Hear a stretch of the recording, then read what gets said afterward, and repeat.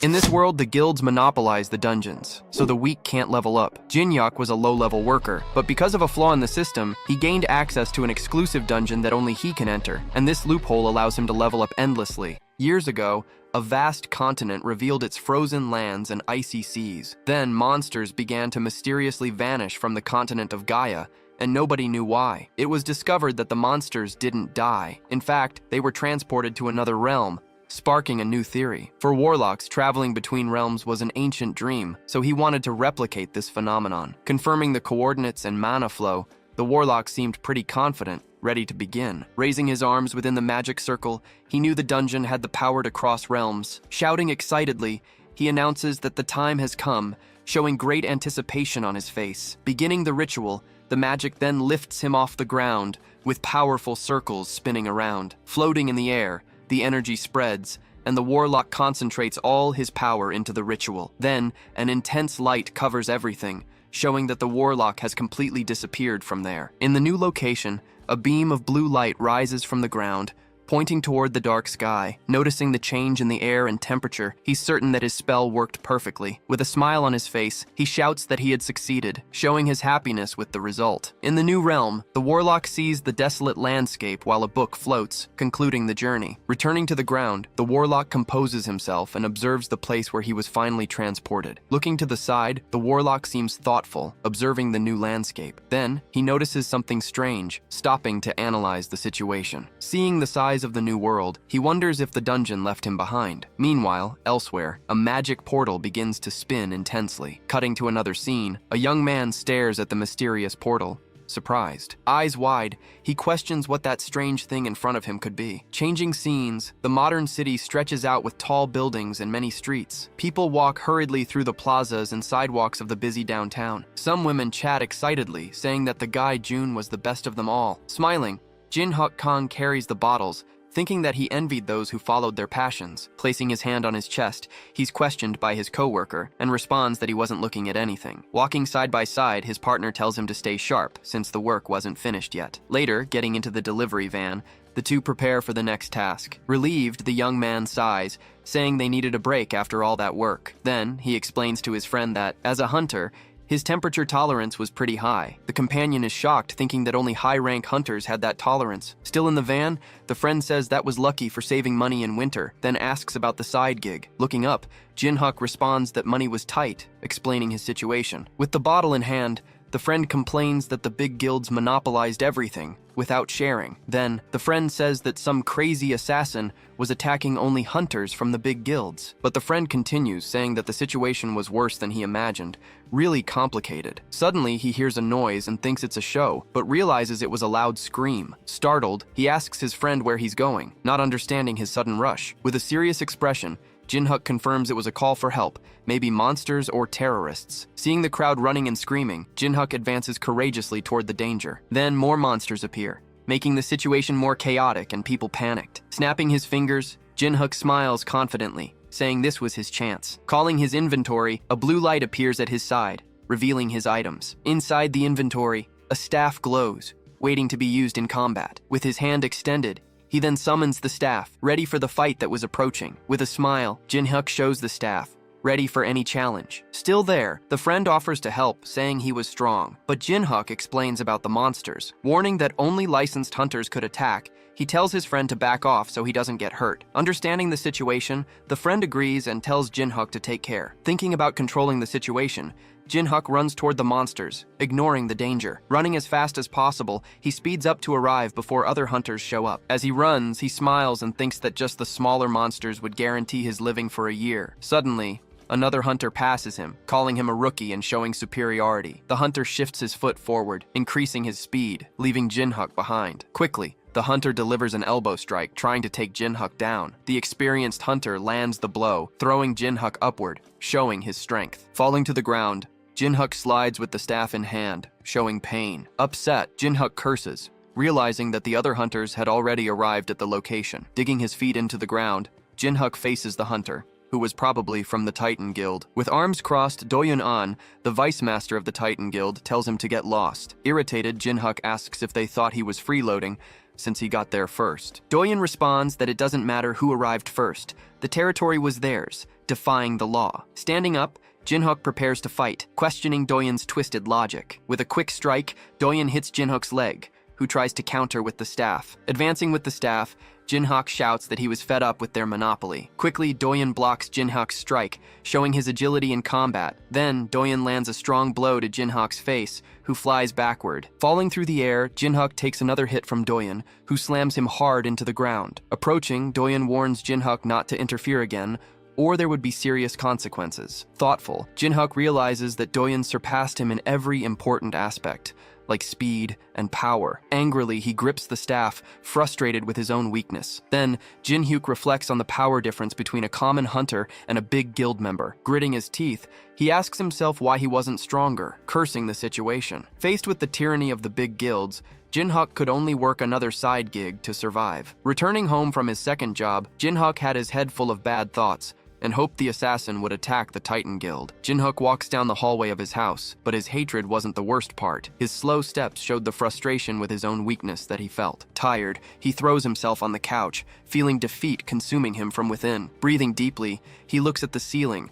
expressing his anger at the situation. Running his hand over his face, the pain was still present, as if it were recent. Then, he turns, finding what he sees strange and surprising. Changing scenes, a magic portal spins intensely, drawing attention there. Elsewhere, the young man stands in front of the portal, surprised by the situation. Eyes wide, he questions what that strange thing in front of him could be. Curious, he approaches the portal, wanting to know what was inside there. Peeking, he sees a goblin on the other side, confirming his suspicions about the situation. Startled, he falls backward, realizing that goblins had appeared from there. Looking at the monsters, Jinhook thinks about grabbing his staff quickly. However, he's amazed to see the goblins acting strangely there. With a slight smile, he realizes that the monsters couldn't see him. Extending his hand curiously, he touches the glowing portal. Pushing the portal, his fist seems to enter the magical surface. Looking up, he wiggles his fingers thoughtfully, analyzing the situation. Touching the portal, his fingers create small ripples, a smooth effect. Pulling his hand away, he feels no pain or shock, nothing strange. Smiling thoughtfully,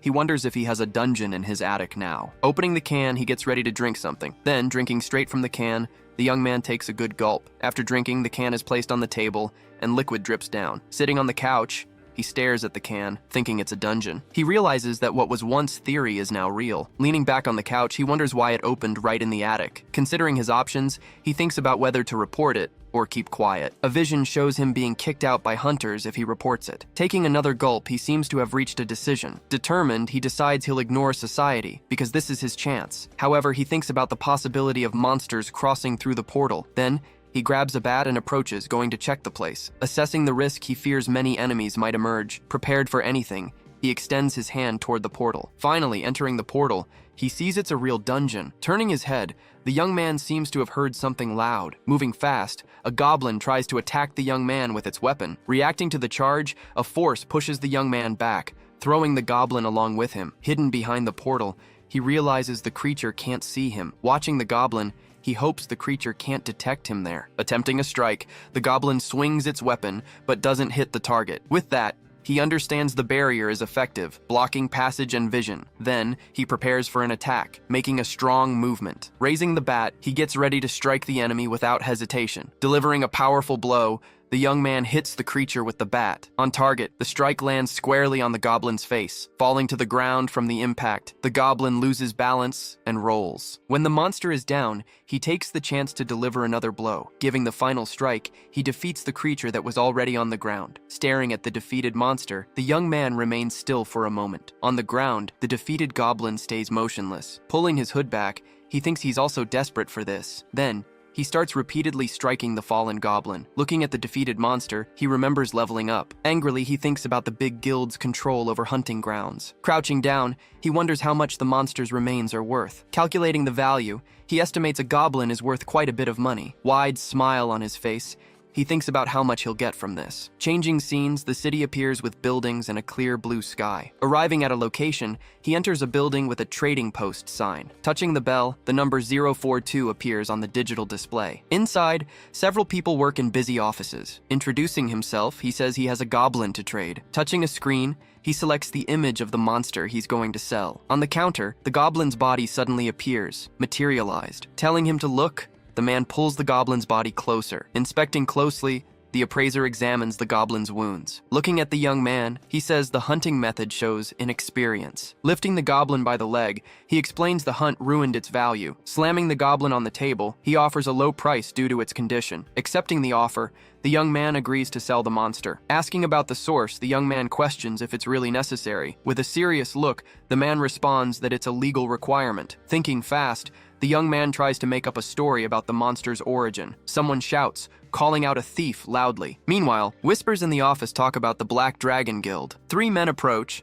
One of them points at the young man in the red hood. Perplexed, the young man asks the man what's happening there. Questioning the young man, the 3 men ask if he's the one responsible. Hand on his collar, the young man says he doesn't understand the situation. Intervening, the man says he's not who they're looking for. Questioning, one of the men asks who it would be, and the appraiser points. Suddenly, one of the men approaches the blonde. With a blow, the man hits the blonde in the face. The fight begins, and the blonde tries to defend himself from the attacks. Angrily, the blonde's friend asks the reason for the aggression. Explaining the situation, they step on the fallen blonde, saying he hunted without permission. Shouting for them to stop, the friend tries to intervene in the fight. Crouching near the fallen blonde, one of the attackers stares at him. Asking what he was doing in their area, the man threatens him. Trying to understand, the blonde asks what's happening there. Grabbing the blonde by the collar, the man accuses him of being a serial killer. Challenging, the man asks if he objects to being interrogated. Ignoring the response, the attacker orders them to drag the blonde outside. While the young man watches, the blonde is dragged away by the men. With arms crossed, the appraiser complains about the guilds and their accusations. Fallen and wounded, the blonde is warned to never step on guild territories again. Asking the appraiser, the young man wants to know how they found out about the hunt. Explaining, the appraiser says all the guild's servers are interconnected. At that, he's surprised they revealed the hunt source. The appraiser explains that lying costs your license and can lead to prison. Realizing the danger, he concludes he was close to a big mess. Then, clicking on the screen, he cancels the goblin sale. Above, the young man points at the goblin, which disappears from the counter. Telling the appraiser, he warns that he changed his mind and won't sell. With a determined look, he decides he needs to become much stronger. He decided he needed to get stronger, planning to head to the dungeon as soon as he got back home. Of course, he'd make some important preparations first, thinking about the future. Checking his items, he thought he had everything, but still wondered about a stone, costing a lot. He realized the return stone would be essential. No other choice. He grabbed another object, remembering the ad about detecting monsters, with a bit of frustration. Holding the device, he noticed the money poorly spent, since it cost quite a bit. But for the solitary dungeon, he noticed the item could be a real lifesaver. It seemed to work well, identifying a monster in the 1 o'clock direction, probably a goblin. Ready to act, he said it was the perfect time to level up. Then, he gripped his staff tight, ready to attack the enemy. He landed the first blow, hitting a goblin, and his level shot up quickly. Next, he landed the second hit, showing his strength, leveling up. Then, he struck for the 3rd time, and with each hit, his levels climbed fast. He kept facing the goblins, attacking them non-stop, gaining more experience. Taking a drink, he realized there were only goblins. A good place, but repetitive. Sitting down, the character rests, checking his new stats in the menu. Looking at the status panel, he thought his level went up, but his attributes were still low. Candelabras lit the place, thinking it didn't matter. Standing up, he decided to store the goblins in his inventory, continuing the hunt. With a touch, he opened the inventory,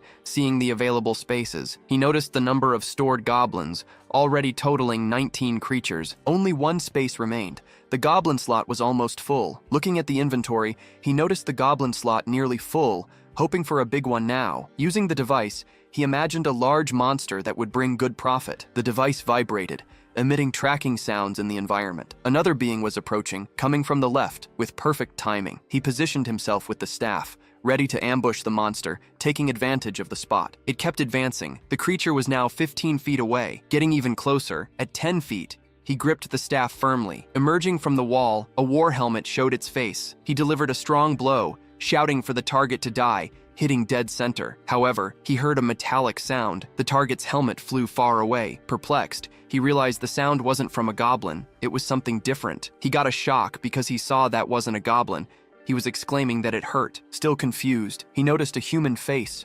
Not understanding what was going on, he extended his hand asking if the gentleman was okay, showing concern. The gentleman was saying something strange, and he thought he was a foreigner. The old man was shouting, using an unknown language, leaving him without understanding. Noticing the old man was angry, he apologized right away.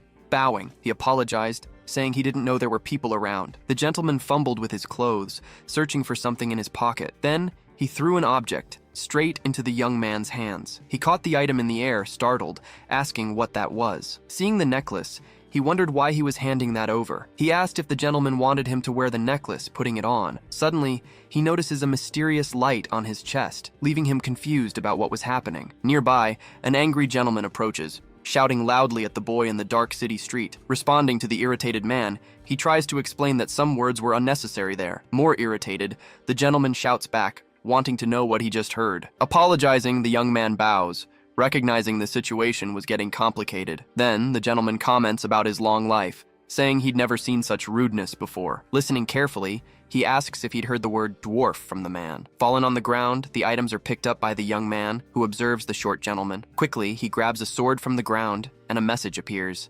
indicating a rare item was acquired. In his hand, he analyzes the sword and realizes the objects were all very unusual. Seeing him with the items, the old man shouts, ordering the boy to return everything immediately. Standing still, the young man catches his breath a bit, analyzing the situation with the old gentleman there. Then, the gentleman hands over a bag, asking the young man to put all the items inside. Obeying, the boy starts putting things inside the bag the gentleman had handed over. Finishing the job, he finishes organizing the items, handing the bag back. Bringing his hand to his head, the young man questions what the gentleman was doing with his staff. Keeping his guard up, the dwarf gentleman holds a staff while observing the boy attentive before him. Asking seriously, the dwarf wanted to know where he'd found that object. With a confused expression, the guy returns the question, wanting to understand what the old man meant. Irritated, the dwarf identifies the object as an orichalcum staff, a super rare metal. Analyzing the situation, he thinks aluminum was a common metal on Earth, used in his hunting weapon. After all, he wonders why the dwarf was talking about orichalcum, a legendary metal worth a fortune. Shifting to the dwarf's forge,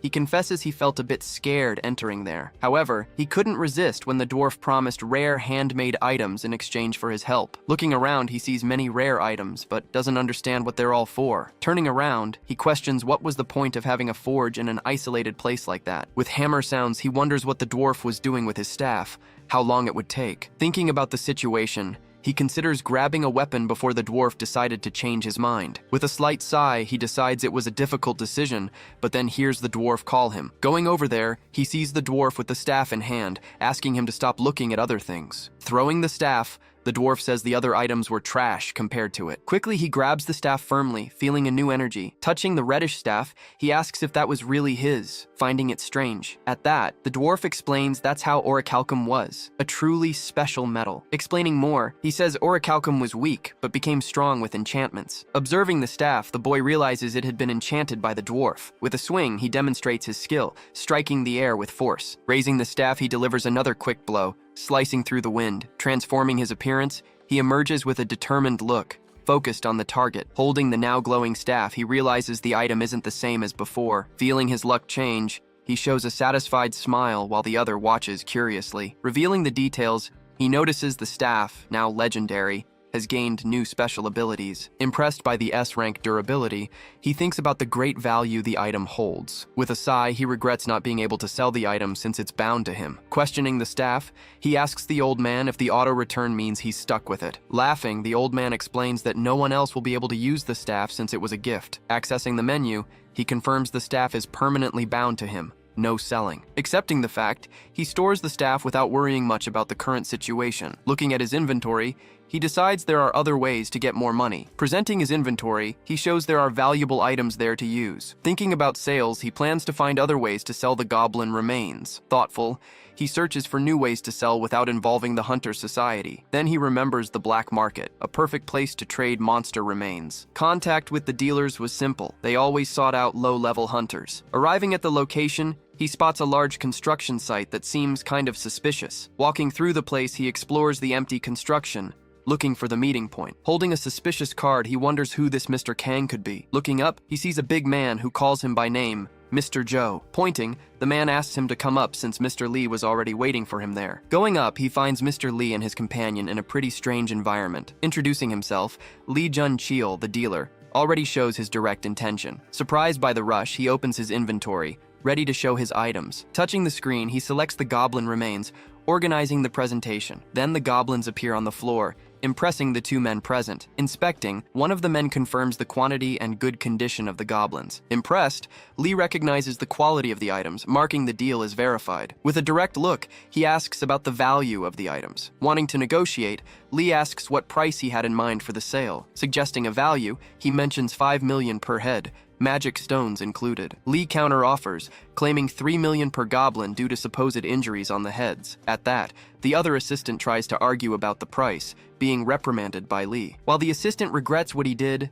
Lee regrets having brought him. Thinking better, Lee agrees that 3.5 million would be fairer. Saying 450,000, he sets his price, not a cent less. Seeing Lee's hesitation, he threatens to look for other buyers if they didn't accept. At that moment, someone appears running, warning there was a serious problem outside. Coming down the stairs, the assistants run, announcing a monster attack. Shocked, everyone hears the warning to evacuate since it was a monster attack. Scared, the protagonist asks about the monsters since there weren't supposed to be any around. Running, he realizes monster remains sometimes attract others in a rare situation. Worried, he questions the assistant about the type of monsters, wanting to know the details. Heavy footsteps approach, leaving the group apprehensive about the arrival. Then a giant orc emerges with a heavy impact on the ground. Frightened, he recognizes the real orc, ready to attack. Lee panics, asking the hunter to do something. Screaming, the orc advances with a powerful strike, forcing the protagonist to retreat. Quickly, the orc executes a fast movement, surprising everyone. With wide eyes, he realizes it was too late to escape. Delivering a deadly blow, the orc nearly hits him, leaving him in panic. Then the legendary staff appears out of nowhere, defending the attack with an intense glow. Striking the staff, the orc's blow is stopped, leaving the monster shocked. In a quick jump, the orc tries to move away, confused by the defense. Thus, the staff stops in midair, between the orc and the protagonist, protecting him. Curious, Lee and his assistant wonder what just happened. Realizing the function, he understands the proximity sensor defended him automatically. With a hopeful look, he realizes he might have a chance to fight. Attacking with a blow, the orc forces him to dodge quickly. Gripping the staff tightly, he prepares for the fight. Delivering a powerful blow, he hits the orc with his staff. Seeing the damage on the orc, he realizes his strike worked well. Landing another blow, he strikes the orc's face with force. With the orc staggering, he feels he can win the fight easily. Falling to the ground, the orc is defeated, showing the power of the staff. Proud, he celebrates the victory of having taken down the giant orc. Leveling up, his strength increases from 24 to 36. Impressed by the level jump, he's surprised by the rapid evolution. Terrified, the men warn that another monster appears right behind him. Another orc attacks from behind, but he ducks quickly, dodging the blow. Preparing his response, he faces the enemy, showing he won't be caught easily. Hitting the second orc, he responds to the attack with a powerful blow. Jumping high, he lands another strike on the orc, knocking the monster to the ground. Landing a final blow on the orc, he ensures the monster's defeat. With the staff embedded in its head, the orc can't resist. Falling to the ground, the monster is finally defeated. No more chances. With both orcs on the ground, he assesses the battle scenario. Leveling up, his strength increases significantly, making him more powerful. Holding the staff, he reflects on the incredible power of enchanted weapons. While Lee tells the assistant to shut up, the others seem worried about the situation. With a clever smile, he proposes a new deal, showing more bodies to negotiate. Making 15% above market value, a house was sold in the neighborhood. Displaying a lot of money, his phone showed a large amount in his account. Lying on the bed, he thought he had secured a regular client. It was a good sign. Thinking about the future, he knew the hunt needed to continue. A new partnership had emerged. The partnership came because he proved to be a skilled hunter, defeating orcs. To hunt stronger monsters, he knew he needed to upgrade his current equipment. Suddenly, he sat up from the bed with a brilliant idea. He had what the other needed. Smiling, he imagined his friend would be happy and maybe throw some extra bonuses his way. Several green cans and bottles were inside a box, looking like a large stock. Impressed, an old man holds a can, asking about the amount of orichalcum in it. With a slight smile, the man warns that there's a special drink inside the cans. In the middle of the workshop, he offered a can to the old man, who asked if the drink was sacred. After drinking, the old man spits the liquid on the floor. The drink clearly didn't please him. Revolted, the old man complains about the drink, calling it cat piss beer. Holding a bottle, the man thinks about giving something stronger, smiling at the joke. The boy hands a green bottle to the old man, saying it was soju and that it would be better than the other. Holding the bottle, the old man warns that if that drink also disappointed him, he would file a complaint. After drinking, the old man declares that now that was a real spirit, wiping his face. Still in the workshop, the old man says the drink wasn't bad, but it needed an extra spark. In turn, the old man informs that the man first needed to mine something to get such a spark. Asking what, the man discovers he should mine mithril, a very special metal. During the descent down the stairs, he grumbles that there was no free equipment in this world. As he continued, the man understands that everything had a cost, and he needed to work hard for it. Thinking about the metal, he wonders what the connection between mithril and the taste of the soju he drank was. Without many options, he decides to investigate the place and continues descending the extensive steps. Entering another place, a lush forest reveals itself, full of green and sounds. Walking through the woods, he notices that the labyrinth seemed surprisingly real and vivid. With a blue screen appearing, a warning informs that he entered the second zone of the labyrinth. Soon after, a new warning asks if he wants to save the location as a teleport point. Contemplating the screen with his staff, he asks, confused, what a teleport point would be after all. Thinking, he touches the screen, deciding it didn't seem like a bad thing. Suddenly, the screen confirms that the location was registered. Then, a blue energy sphere appears, surprising the young man. A warning appearing. Now he could move between zones. Realizing the convenience, he comments that it was just like a game, simple as that. Confirming the right zone, he was ready to return when necessary. Next, he starts the search for mithril, entering the labyrinth. Spotting a frightening monster, he recognizes that the zone's name was quite accurate. Landing a blow on the wolf, he shows he didn't like the growling. Another accurate blow takes down the monster, and then he levels up. With a smile, he realizes that was nothing compared to an orc. Seeing several monsters advancing, he understands that a large group was approaching. Running with rage, the wolves approach fast, ready to attack. With a confident smile, he knows a crowd of XP was on the way. Dealing several blows, he faces the monsters with great agility and strength. Then, after many blows, several wolves were lying around him. At that, a screen displays that he leveled up, going from 49 to 74. Checking the interface, he observes the defeated monsters and his evolution. Evaluating the kobold remains, he calculates they were worth 200 million won. Celebrating the victory, he laughs out loud, stating he had hit the jackpot. However, he remembers the old man's task, who was waiting for the mithril. Thinking about the mithril, he understands he couldn't celebrate yet, and that the search continued. Walking through the dungeon, he approaches a place, believing it to be the right location. Taking a few steps, he moves forward, entering a new environment. Suddenly, he stops, looking surprised at what was ahead. Distracted, he sees several skeletons forming on the ground in front of him. However, the skeletons rise, wrapped in flames, advancing fast. Realizing the situation, he murmurs about the labyrinth of dogs and skeletons. Running, he realizes that skeletons were worth practically nothing in experience. A kick disperses a skeleton, and he complains about the difficulty in progressing. Striking a blow, he hits the skeleton square on, destroying it. Raising a sword, a skeleton arms itself, ready to fight. Hitting his weapon on the skeleton, he defends a blow, causing sparks. Then, he remembers that skeletons only died if the core was destroyed. Spotting the core, he attacks it with an accurate blow, destroying the monster. With a final blow, he defeats the skeleton, which shatters on the ground. Complaining, he attacks another skeleton approaching, unable to get a break. Suddenly, he faces several skeletons surrounding him, attacking in a pack. In a quick movement, he throws himself against the skeletons, challenging them all. He attacks a skeleton with a blow, destroying it to pieces. In a flash of light, another skeleton is shattered by the attack. Noticing the quantity, he wonders if that was all the enemies had. Thinking about the situation, he realizes the old man only wanted the mithril, using the drink as an excuse. With the screen appearing, a warning shows he reached level 100 and the class change would begin. Soon after, another warning reveals that the new class would be based on his recent actions. Observing the panel, he's surprised by the speed at which he had advanced. Suddenly, he's shocked by the next information that appears on the panel. Surprisingly, the screen announces he became a cleric, something totally unexpected. Arriving, he throws the sack of mithril on the ground, delivering the order to the old man. Observing the boy, the old man says he didn't look so beat up coming from the labyrinth. Then, grinning sideways, the old man jokes that he thought he had died. Responding, the boy asks if he looked fine, saying he was dying of pain. Questioning the boy, the old man picks up the sack and asks if that was all the mithril he recovered. Dismissing the old man's question, the boy thinks about how he stole a little and, agreeing, asks about the labyrinth. Ready to begin, the old man says he would make the equipment the boy requested, asking if he wanted anything special. Thinking for a moment, he says he already had a bat to attack, so he wanted something for defense that wasn't flashy. With a smirk, The old man says that was easy, putting the boy at ease. Vibrating, the cell phone on the table shows it was already 8:30 at night, alerting that it was time to wake up. Hearing the alarm ring, the boy stretches in bed, still half asleep, but already waking up. With a quick motion,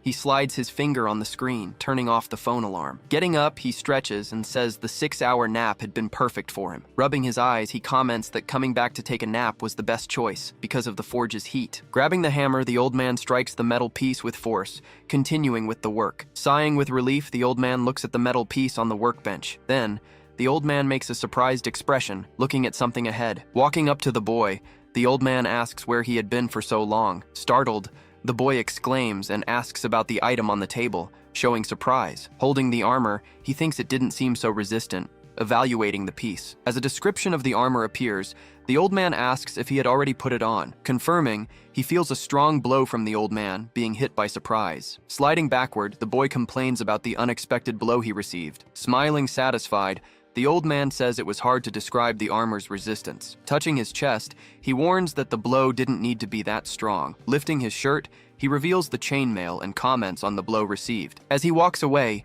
he questions what he had done to deserve that dwarf. Bowing, the boy thanks the old man, happy with the new armor. Turning his back, the old man dismisses the boy's thanks in a hurry. Offering a drink, the old man hands a barrel to the boy to take. Holding the barrel, the boy asks the old man what that would be. A bit confused, with a mischievous smile, the old man asks if he really wanted to know what that was. Changing scenes, the apartment kitchen, apparently empty, is revealed. In another moment, someone swallows something, showing curiosity in the liquid. Sitting in the living room, he tastes the liquid, praising the smooth flavor similar to expensive liquor. Looking at the barrel, he wonders if it was really the soju he knew, showing surprise. Then, the old man explains that mithril barrels enhance the best flavor of any drink. Thinking about what he heard, the boy realizes something and questions himself mentally. At night, we see a city street while someone calls, asking for a certain Mr. Kang. Answering, Mr. Kang greets and asks how he could help, seeming excited. On the other side of the line, the boy warns he had some new products that might interest him. Excited,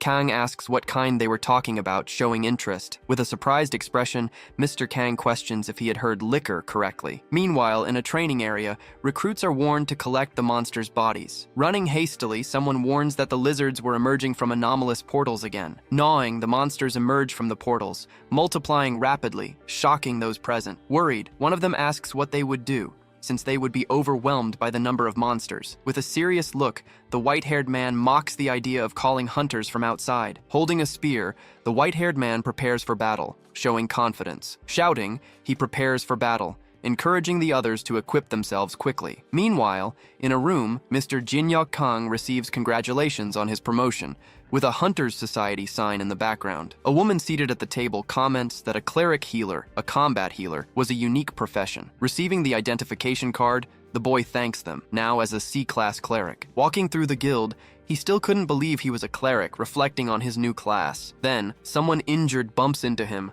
running and gasping for medical help in desperation. Desperate, the injured man shouts for help, asking if there was any cleric nearby. Raising his hand, the boy introduces himself as a cleric, surprising the man. Then, the man says it wouldn't be a problem, begging for the boy's help, who smiles, satisfied. Appearing suddenly, a monster is attacked with a blow, being caught by surprise. Blocking the blow, one of the recruits defends himself from the lizard monster's attack. Attacking from behind, a man surprises the other, landing a blow with his blade. Lifting the wounded, a friend asks if everything's okay, and he responds that it is. Then, a shadowy figure appears in the sky, catching everyone's attention there. Running fast, a warrior lands a fatal blow, showing his agility in the fight. Amid the confusion, several combatants defend themselves, striking blows at the creatures around them. Warning them to stay alert, a leader shouts that this might be the last chance. Among the enemies, warriors defend themselves, striking blows and showing great resistance in combat. With the tense situation, a commander comments that the only enemy advantage is numbers. Then, advancing with force, he says to hold the line and that he'll end it all. When he tries to stop the leader's advance, another warrior is surprised by a new threat. Turning to the group, a man points to the healers and asks the other to help. Leaving there, he warns that payment is guaranteed, and the other focuses on healing. Performing a gesture with his hands, a person concentrates their energy, activating a powerful heal. Defending himself bravely, a warrior blocks the enemy blow with his blade, showing firmness. Concentrating his strength, he grits his teeth, preparing for the next battle move. Landing a powerful blow, a warrior knocks down the monster, causing great damage there. Calling for the healers, a fighter dodges a blow, while the battle continues intense. Talking, one of them says the situation seems like a bottomless pit, and the other agrees. Realizing the danger, a man thinks if they don't see that everyone will end up dead soon. Surprised, a warrior reacts to the sound of a crash, turning his face toward the noise. Attacking from behind, a monster appears suddenly, and he realizes they were invaded from there. With the rear unprotected, no one could defend the clerics now. There was no other choice. So, quickly grabbing his staff, he prepared himself for the action that would come next. Landing a strong blow, he needed to hold that lizard back, no matter what it took. Attacked from behind, the enemies caught everyone by surprise. The question was how they got there. The clerics suspected they had been hiding. He reassures the team, asking them to keep focusing on healing. He'd handle it. But the other cleric questions his attitude, calling him reckless and suggesting reinforcements. The danger is obvious. The front line was barely holding against the attack. Moving forward quickly, he says he knows what he's doing and to trust him. Even after taking a hit, he worried he talked too much. But no, he throws the lizard away after another blow. What a tough one. He prepares for the next move. Gripping his weapon firmly in that confrontation, he delivers a powerful blow, knocking the enemy down and throwing it straight to the ground. With ease, he hits the enemy with a strike that makes it crack. The cleric is surprised, watching him hold off several lizards like that. Thinking he let one escape, he becomes furious at the reptile. He stomps the ground hard and chases after the enemy. Leaping up, he prepares to attack the lizard, saying he won't let it off easy. Then he unleashes a powerful blow, making a loud sound as it connects. He plants his foot on the ground, following the enemy closely. Dodging an attack, he's surprised by the lizard's strike. The creature mocks him, asking if he's surprised the attack didn't work. With a smile, he reads the situation, preparing for a counterattack. He claims he's never faced a hunter so well equipped before, landing another blow. As the group looks on in surprise, he throws a lizard away, showing he had control. The cleric watches, impressed by his ability to hold everything alone. Another cleric comments that he was carrying everything. Without him, they'd be toast. Then the group notices something different about the lizards, an unexpected change. A bright light appears suddenly. The group asks if that was him. Yes, it was him, appearing and attacking one of the lizards, taking the enemy down with a blow. The Titan Guildmaster appears, Sangho Seo. Among the defeated lizards, the guy asks who he is. They tell him it's Sangho Seo, the S-rank hunter. Not recognizing the name, people are shocked, remembering he's the Titan Guildmaster. Relieved, one of the clerics comments that they'll finally go home safely. As a lizard is quickly defeated, the cleric promises to settle the reward later. Moving forward, Sangho Seo guarantees he won't be disappointed. The other nods. Watching closely, he thinks about the Titan Guildmaster. Impressed. Realizing S-rank hunters are on another level, he sees the power in action. Knowing he's a beast unleashed, the master leaps to attack. Fighting fiercely, Sangho Seo joins the fight with his guild companions. Sighing, he congratulates everyone on their solid work in the field. Happy, some members celebrate the guildmaster's arrival. Questioning how he knew, someone explains they asked for help. No risk to their reputation. Taking control, he orders the exhausted to fall back, wielding his axe. Shouting, he demands everyone fall back immediately without hesitation. Asking for a second, the companions tried to retreat quickly. They'd been warned. Meanwhile, the master displayed his fury, his face twisted with rage. Unleashing a powerful blow, the master defeats the monsters around him, exploding everything. Hitting the monster directly, he explodes the creature with full force. In awe, everyone questions how many he defeated. Understanding what S-rank means, thinking he was doing well, he realizes the real strength. No one got hurt. Fallen and bleeding, the lizard still tries to resist, grunting weakly on the ground. He finishes off the fallen monster, landing a precise blow to the creature's head. With the operation complete, the master asks them to check the wounded and grab the equipment. Then he turns to Anne, with a serious expression on his face. Grabbing him, the master asks why he didn't call for reinforcements, questioning his sanity, asking if he wanted to get them killed, and explains he didn't want to look weak. Unsatisfied, the master retorts that it's not the guild, but him who looks weak, denying the accusation. Anne disagrees. But the master promises to show him the meaning of unfair. However, a companion tries to intervene, calling the master to calm him down. A companion asks them to acknowledge the cleric's help so they can leave, but the master warns Anne that he won't escape, sending him back to the guild. Bowing, the master thanks him for his help, saying he saved his hunters' lives. Then the master praises how he handled the rear ambush alone. He asks for his name. The young man responds that it's Jinyok Kang. Offering a spot in the Titan Guild, the master says the membership fee would be waived and rushes forward, questioning the master about who he was inviting to the guild. According to Anne, he He was just a D-rank hunter, well below recruitment standards. He turns his face and realizes the seriousness of the situation. Shouting, the master warns that without him, everyone would be dead because of Anne's arrogance. 3 other shocked guild members watch the argument closely. Seeing the scene, a cleric thinks that Guildmaster is a stand-up guy, ordered to apologize, and rebels, asking why he should apologize. Politely, Jinhyuk declines the offer, saying he didn't trust a guild with that leadership, and shouts furiously, asking what he just said to the master. He throws a punch, his fist glowing, and yells, telling him to know his place. Quickly, a red lightning strikes the card, releasing a strong light, and is hit by a red blow, falling and screaming in pain. Holding the newspaper, a hand displays the shocking news about the Guildmaster. In a meeting room, they debate, wanting the aggressor to deny everything, seeking to restore honor. Thinking alike, one of the men warns that their reputation will be seriously affected without action. While holding the mug, another says the blame for the dishonor belongs to Anne,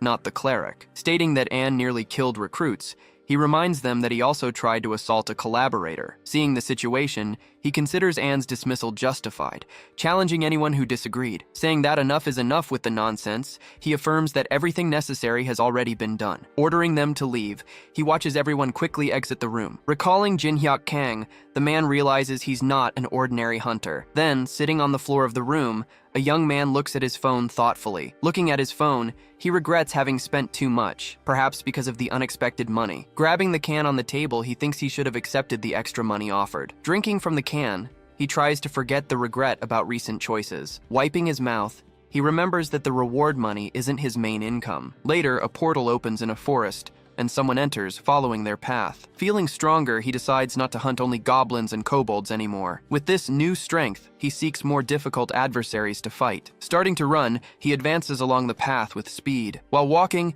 he feels he's penetrated deep enough into the dungeon. Then, an orc suddenly appears, charging fast ahead of him. Hearing a noise, he turns around, noticing a monster running. Jumping in his direction, an orc appears completely unexpectedly. That cowardly creature was attempting a sneak attack, he quickly realizes. Trying to hit him from behind, the orc begins a series of strikes. Taking a powerful blow, the orc is knocked down violently. By the fallen orc, he shows satisfaction, acknowledging the surprise of the attack. Turning to the group, he promises to hunt the entire enemy clan. Calling the monsters, he challenges them to come closer for the fight. With a leap, he heads toward the orcs, starting the confrontation. At that moment, a game interface opens, displaying the monster log. Celebrating, he feels confident after defeating 20 orcs. Finding it easy, determined to go deeper, he finds stairs and wonders what would be down there. Walking through a sinister corridor, he wonders if this is some kind of temple. Then, a notification appears, informing him that he's in Zone 3, the Temple Labyrinth. Arriving at Zone 3, he notices the structure of the place, confirming where he is. Another message appears, informing him that he has a teleport point there. Noticing the absence of monsters, he considers that the temple might be a safe place. At that moment, the floor creaks, and he prepares for an unexpected confrontation. With a sudden impact, the floor breaks, revealing a monster. Startled, he quickly realizes this isn't a safe refuge. When a monster emerges, he dodges a blow that comes flying. He hears a clang, preparing for the enemy's next attack. Saying the monster is too fast, he parries the blow with his weapon. Despite having defended the blow, he's thrown back, questioning the attack. Noticing the enemy's speed, he slides backward, amazed by the strength. Assuming his stance, he recomposes himself, knowing that luck may not always last. Paying attention, he notices an important characteristic in the adversary. Then, he notices that the monster's body is completely made of stone. Recognizing the type of creature, he crouches, calling it a golem. Kicking the ground, he provokes the golem to start the combat. With a smile, he watches the golem get drawn in by the movement. Advancing quickly, he thinks the golem isn't intelligent for falling for his feint. Delivering a blow, he laments the adversary's lack of intelligence. After hitting the golem, he moves away, impressed by the monster's resistance. Breathing deeply, he looks at the fallen golem, which emanates smoke after the attack. Laughing with relief, he realizes he was scared for nothing with the creature, but the ground shakes, announcing an unexpected movement. Suddenly, the golem recomposes itself, surprising him completely. Not believing it, he expresses his shock at seeing the monster rise again. Roaring, the golem stands up, with its stone body joining together again. In shock, he questions how the golem rose again after having its head destroyed. Realizing the enemy's nature, he deduces it's a monster that only dies when its core is broken. While the monster prepares to attack, he tries to retreat and plan another strategy. But the golem advances, striking the ground with force, surprising him again. Frightened, he sees the golem manifest again, questioning the situation. At that moment, an arrow appears, flying fast toward the monster. Hitting the golem's chest with force, the arrow explodes on impact. A powerful explosion occurs, fragmenting the monster into pieces. Noticing the source of the destruction, he sees the core exposed in the center of the chest. Then, he prepares to attack the golem's core with his weapon. With a decisive blow, he crushes the monster's core quickly. Moving away, he breathes deeply, realizing he escaped by a hair. Wiping the sweat, he's grateful that the arrow strike hit at the right moment. Curious, he wonders who came to help, looking around. Questioning, he calls for Mr. Dwarf, noticing a presence nearby. Amid the smoke, a silhouette emerges, and he realizes it's not a man. Calm footsteps echo, and the woman with light hair advances through the destroyed area. Observing her face, he notices the pointed ears, wondering if she might be an elf. Thanking the girl, the guy watches her bow. Surprised, the guy questions if she had just saved him. Then she strikes his arm, making an item fall. Asking who he was, the girl interrogates him about his entrance to the place. In shock, he explains he entered the same day, confused by the questions. Then, the girl questions if he really had entered only that day. Affirming with certainty,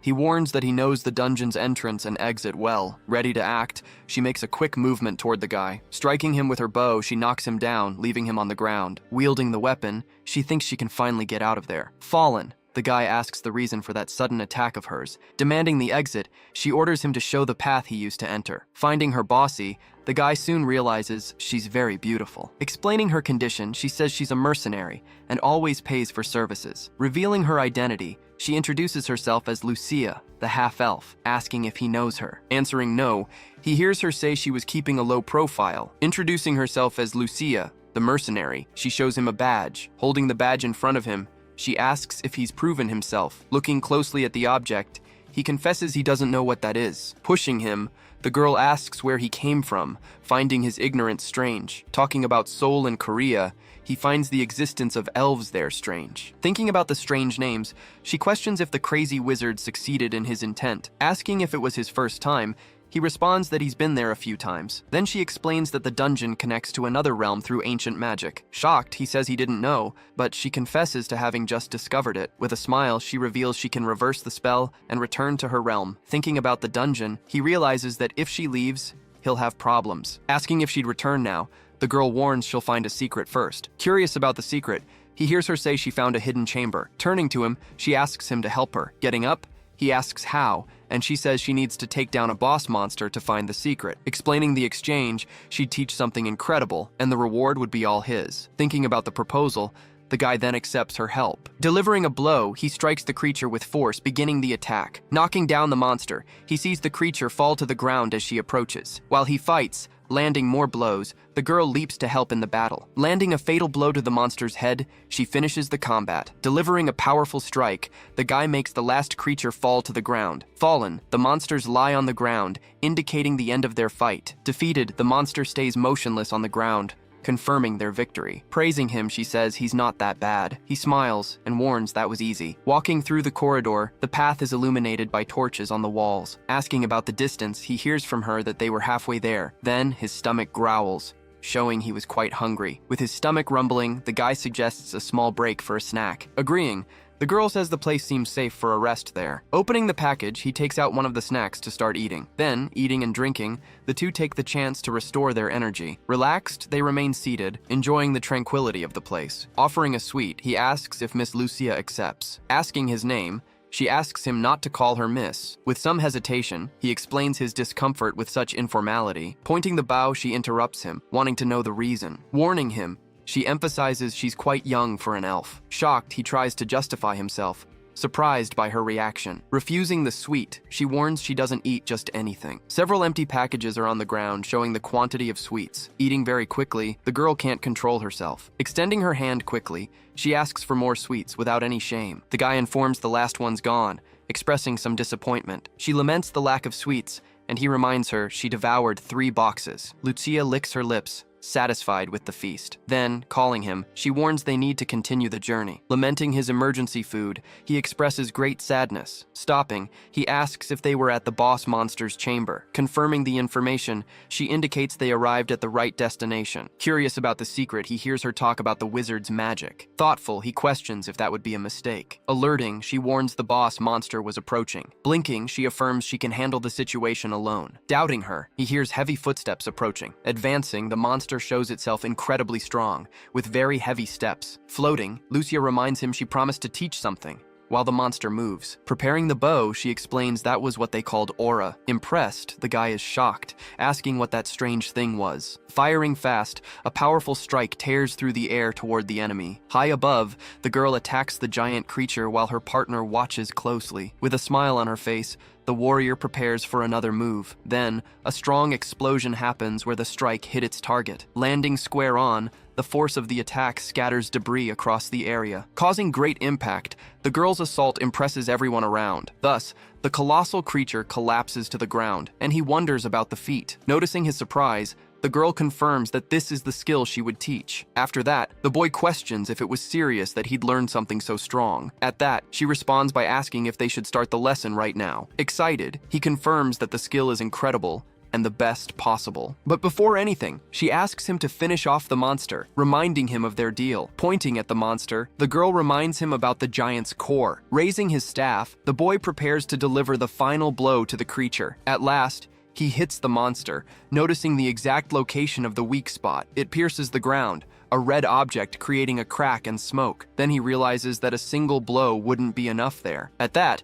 a quick attack comes and he manages to dodge by a hair. Quickly, he summons a shield to block the enemy's strike. Watching the scene, the girl is surprised by his use of aura. Jumping high, he throws himself at the creature, aiming for the target. Hitting the monster, he thinks that one blow alone won't cut it there. Meanwhile, the red object sinks even deeper into the ground. Striking several times, he unleashes a sequence of strong attacks. Shouting with force, he continues his series of powerful blows. Another strike hits the monster, causing a thundering crash. Breaking what's underneath, the object continues its descent. Next, the creature shatters completely, turning to pieces. Leveling up, he sees the message that he's gotten stronger. Standing over the remains, he wonders how he'd be able to use aura. She asks if he's joking, since he used aura just now, and he questions what she means. Explaining about sacred power, she says he used aura, and he asks if that was the skill he used. Not knowing what it means, the girl says it's a good sign, and he'll master aura quickly. Happy with the news, he comments that this is truly excellent. As she explains, the cleric shield he summoned was his sacred power manifested as aura. Asking if he'll master it quickly, he hears that everyone has their own pace, so he wants to start right away. But before anything, she demands that he pay the monthly fee for the lessons. Shifting to the city,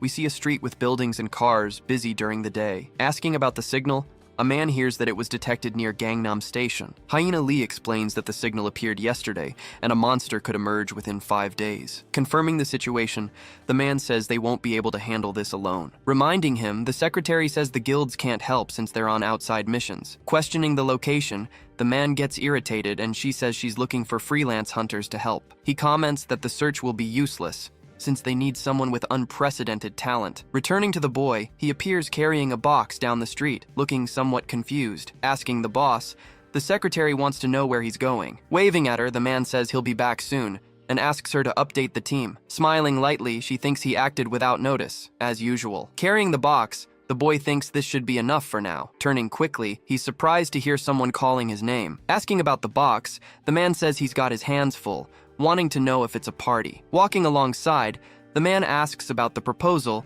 and he says he already made it clear he wouldn't join Titan. Then the man offers mercenary work, guaranteeing the reward will be good. Thinking about the proposal, the boy responds that he'll need to sleep on it. Biting into a sweet, the girl samples a snack with a smile. Seeing the girl eat, he asks about the sweet, and if sweets don't exist in the world of elves. Feeling satisfied, she says she's now well fed and happy with the snacks. Asking the reason, he questions why they're eating there since the monster was defeated. Pointing at the ceiling, the girl asks if he sees the symbols there, and he questions what they are. Then she explains that it's a magic circle, and he repeats the name curiously. Asking where he came from, the girl is amazed that he doesn't know magic circles. Then she says to forget it, explaining that the circle connects the dungeon to his world. She warns she'll be spending a few days inspecting the place, and he asks why. Licking her lips, the girl asks for more chocolates if he wants to learn aura. Smiling confidently, he responds that it's already done, accepting her condition. Then she extends her hand and takes his, saying for them to begin, and he asks why the hands. Explaining the reason, she says it's the fastest way for him to master aura. With hands joined, the girl asks him to concentrate. Jin Hyok. She warns she's going to send aura through his body, and he should feel the flow. Swallowing hard, the boy gets a little nervous about what's going to happen. With a glow between their hands,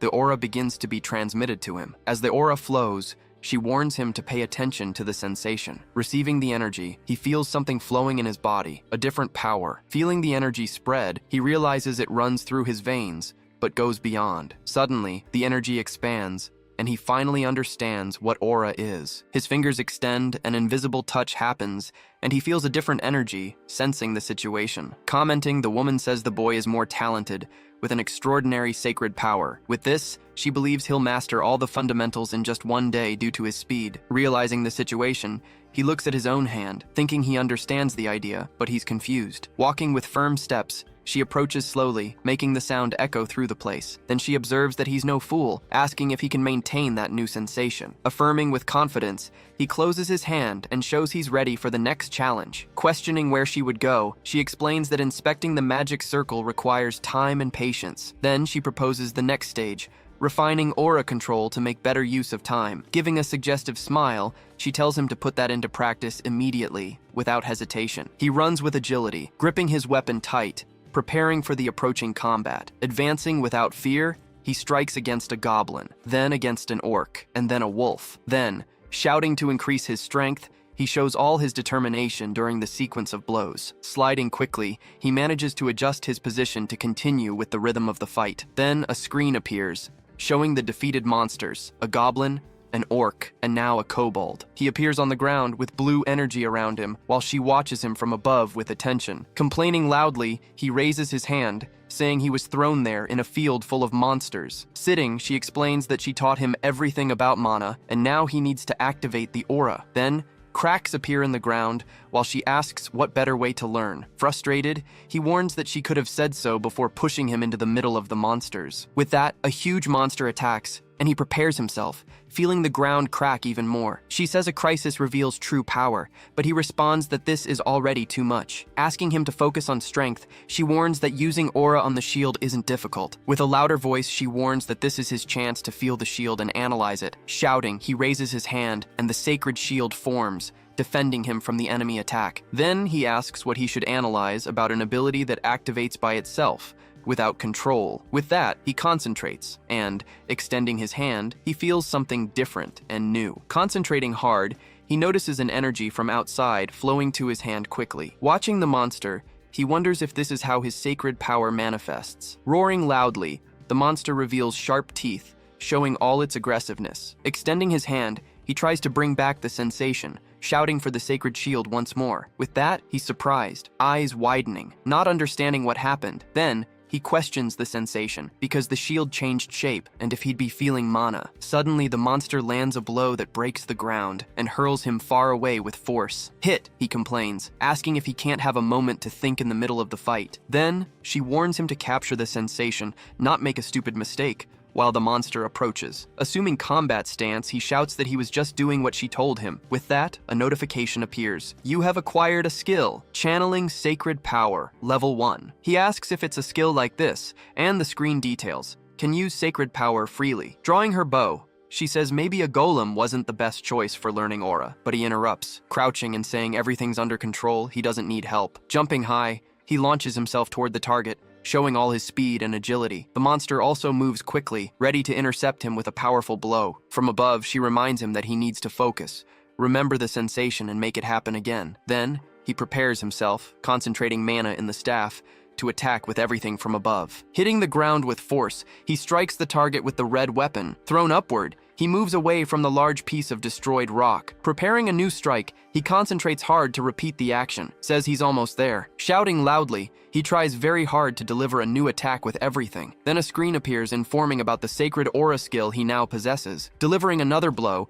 he hits the ground and causes a huge explosion in the area. Watching, a girl says he's using aura to attack, way too early. On the ground, the hit area shows a large hole, and lots of smoke comes out. Breathing relieved, he looks at the damage caused. with the weapon in hand. Shaking hard, he's thrown far away with the explosion of fragments. Then a warning appears that he acquired a new ability, channeling sacred power. Feeling tired, he thinks this ability consumes a lot of energy. Taking a firm step, a girl approaches him, assessing the situation. Turning to the girl, he asks if he's on the right path with the abilities. Thinking about the situation, she admits he has talent and learned to use aura fast. Asking if he did something wrong, he hears from her that he did everything right, but the lesson goes beyond. Reflecting on the lesson, he thinks he got 3 passive abilities and 1 active aura. Drawing an arrow, she says the rest has been enough for him. Aiming the bow, she surprises him, so he questions what she's doing. Responding with a smile, she says it's obvious that the lesson needs to continue. Shooting an arrow quickly, she launches the projectile forward towards something. Hitting the ground, the arrow explodes,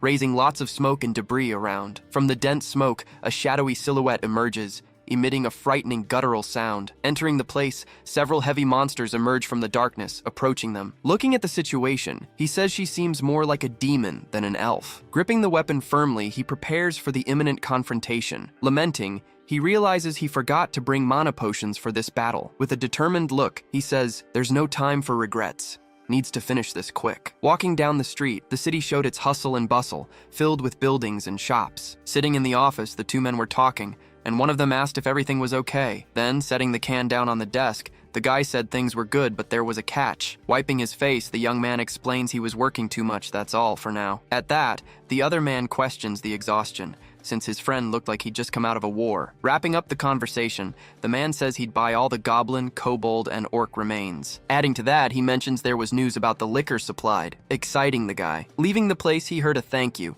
ending the meeting right there. Showing the success, the bottles were selling like crazy, and they asked to speed up deliveries. With the box in his arms, the guy thinks about the huge profit. After all, the liquor was overpriced. Walking down the street, he feels his wallet full, and an unusual lightness, as if nothing could affect him. After a grueling hunt, he realized it was tough, needing to sleep for several days. Even exhausted, he starts reflecting on Lucia, and things were becoming clearer. Confirming his suspicion, he sees Lucia and realizes she's from another world. No doubt about it. In a flashback, he remembers that Lucia didn't have the local skills, but used mana to conjure. Creating a magic shield, the young man reflected that her method could cover a wider spectrum. Lying down, the guy was thinking to himself that maybe he could master this type of ability too. His eyes remained closed, imagining the possibilities of this new power. At that moment, the alarm clock rings insistently, but the guy was still in a deep sleep. Waking up suddenly, the young man gets up startled by the emergency alert warning. Meanwhile, the city was flooded with sirens and warnings for people to seek shelter immediately. Grabbing his phone, the guy questioned the date,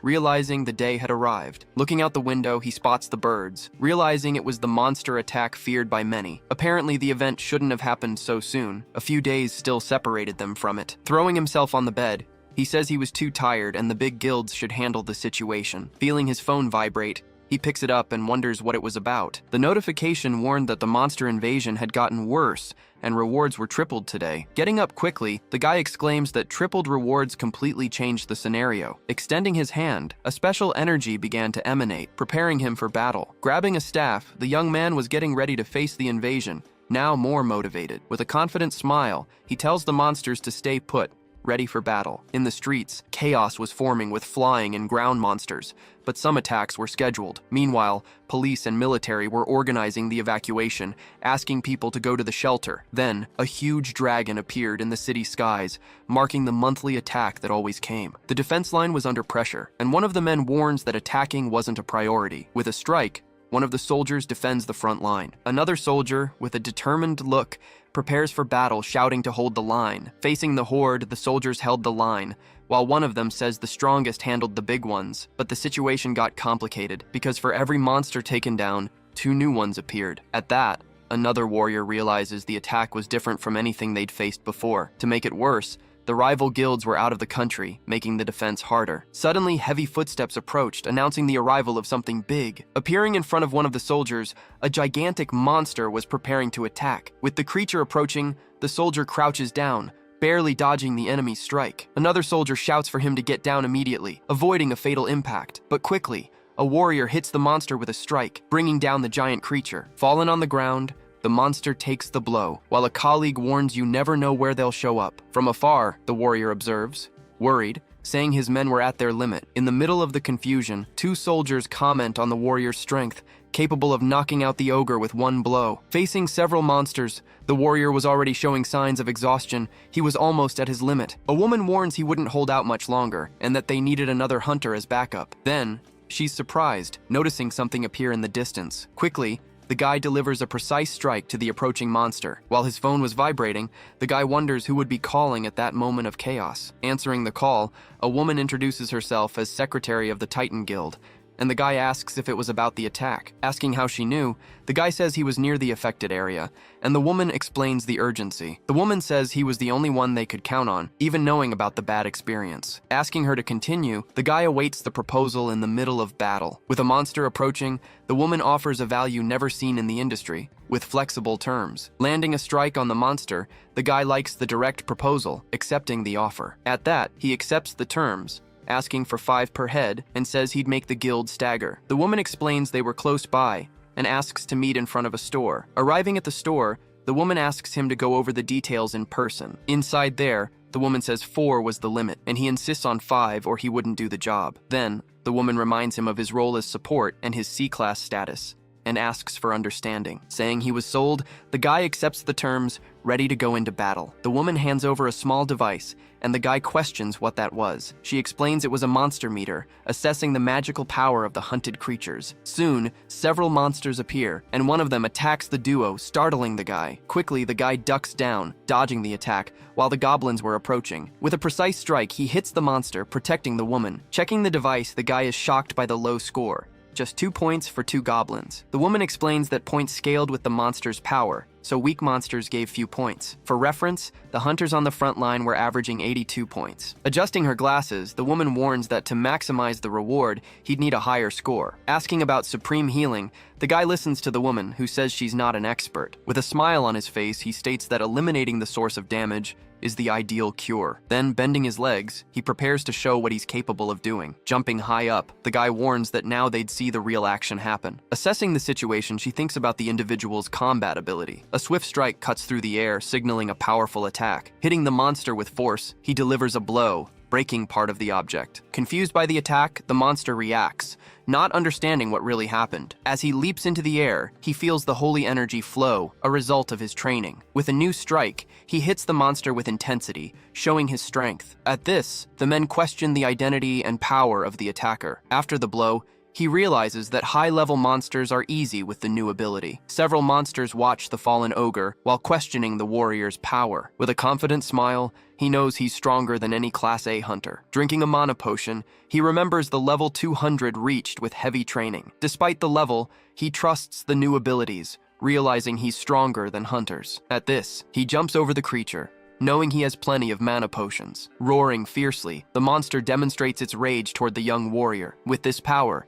he faces the monsters, seeing them as a source of profit. A precise blow strikes the monster, leaving its chest bleeding heavily. Then, the bloodied blade cuts through the air, showing the speed of the attack. Falling to the ground, the giant monster shows the result of the battle, while others fight. Looking back, he wonders where the horde is, realizing the new attacker's power. Shocked, they can't believe what they're seeing, questioning who that legendary warrior is. Irritated, he yells for them to stop staring, as if they were at a real circus. Finishing the area, he sends everyone to the next zone, moving with great haste. Watching the boy from afar, he questions the hero's unexpected presence there. Recalling the past, he's irritated by the other's audacity, who return to confront him. Delivering a kick, he warns that he'll strike back, showing his intention to fight. Advancing, he promises to teach the rival good manners, with a furious expression. Noticing the approach, he raises his gaze, confused, not understanding the situation unfolding. Quickly, he hits the rival with a powerful blow, throwing him far away without mercy. With a look of contempt, he considers the other a nuisance,